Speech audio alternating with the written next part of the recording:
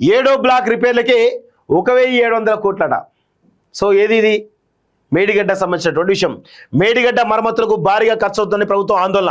ఆ బ్లాక్ను పునాదుల నుంచి తొలగించి కొత్తగా నిర్మించాలంటున్న ఎక్స్పర్ట్స్. వాటర్ డైవర్షన్కు కాఫర్ డ్యామ్ అవసరం.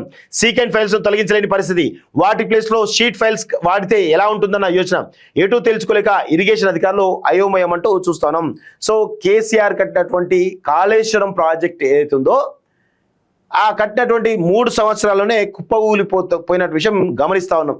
సో ఆగమేఘాల మీద ఇంత పెద్ద 1,00,000 కోట్ల వ్యయంతో కట్టినటువంటి ప్రాజెక్ట్ ఏదైతుందో ఈరోజు కనీసమైనటువంటి నాణ్యత ప్రమాణాలు పాటించకుండా ఎల్ఎన్టీ కానీ వివిధ రకాల కంపెనీలు అవుతున్నాయో ఈరోజు నాణ్యత ప్రమాణాలు పాటించకట్టడం వల్ల ఈరోజు మేడిగడ్డ బ్యారేజ్ మొత్తం కూడా కుప్పగూడడం జరిగింది. ఇప్పుడు దాన్ని మరమ్మతులు చేయాలంటే 1700 కోట్ల రూపాయలకు పైగా ఖర్చు అవుతుందని అంచనా వేస్తున్నారు. సో దాన్ని ఎట్లా వేయాలి, ఏ విధంగా వేయాలి అనేటువంటి ఐడియా కూడా దాని మొత్తానికి అయితే కన్ఫ్యూజన్లో ఉన్నట్టు తెలుస్తూ ఉంది. ఇక్కడ ఏమంటున్నారు, ఆ పునాదుల నుంచి తొలగించి కొత్తగా నిర్మించాలంటున్నటువంటి ఎక్స్పర్ట్స్ అట. వాటర్ డైవర్షన్ కాఫర్ డ్యామ్ అవసరం. సీకెండ్ ఫైల్స్ను తొలగించే పరిస్థితి. వాటి ప్లేస్లో షీట్ ఫైల్స్ వాడితే ఎలా ఉంటుందన్న ఆ యోచన. ఇట్లా రకరకాల వాదనలు వినిపిస్తూ ఉన్నాయి. సో మొత్తానికి అయితే కన్ఫ్యూజన్లో ఉన్నట్టు తెలుస్తూ ఉంది. కాళేశ్వరం ప్రాజెక్టులో భాగమైనటువంటి మేడిగడ్డ బ్యారేజ్ మరమ్మతులకు భారీగా ఖర్చు అవుతుందని ప్రభుత్వం ఆందోళన చెందుతున్నది.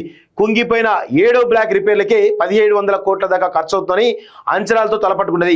కాళేశ్వరంలో కీలకమైనటువంటి మేడిగడ్డ బ్యారేజ్ 7వ బ్లాక్ 2023 అక్టోబర్ 21న 5.5 మీటర్ల మేర కుంగింది. నేషనల్ డ్యామ్ సేఫ్టీ అథారిటీ నిపుణులు వచ్చి పరిశీలించి రిపేర్లు చేయడానికి కొన్ని గైడ్లైన్స్ నిర్దేశించారు.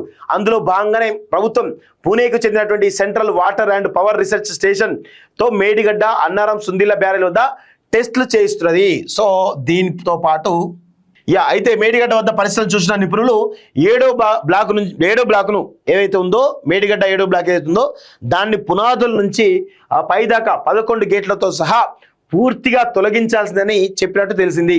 సో ఈ క్రమంలో దానికి ఖర్చు భారంగా పెరిగింది. ఈ బ్లాక్ మొత్తాన్ని పూర్తిగా పునాదుల నుంచి కట్టాలంటే 1500 కోట్ల నుంచి 1700 కోట్ల దాకా ఖర్చు అవుతున్న అంచనాలు ప్రభుత్వం తలపట్టుకున్నది. కూల్చుడు కట్టుడు 2 కష్టమే. సో కేసీఆర్ చేసినటువంటి ఘనకార్యం ఇది.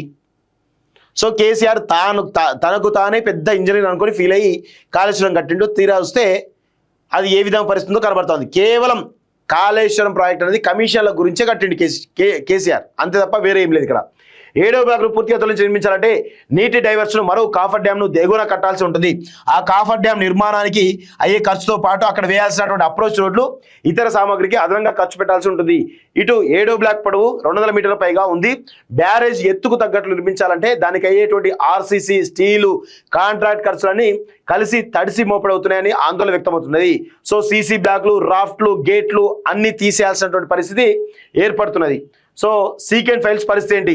7వ బ్లాక్ పునాదుల నుంచి మళ్ళీ నిర్మించాల్సి ఉండడంతో బ్యారేజ్లో వాడినటువంటి అత్యంత కీలకమైనటువంటి కాంపోనెంట్ సీకెండ్ ఫైల్స్ పరిస్థితి ఏంటన్న ప్రశ్నలు ఉత్పన్నమవుతున్నాయి.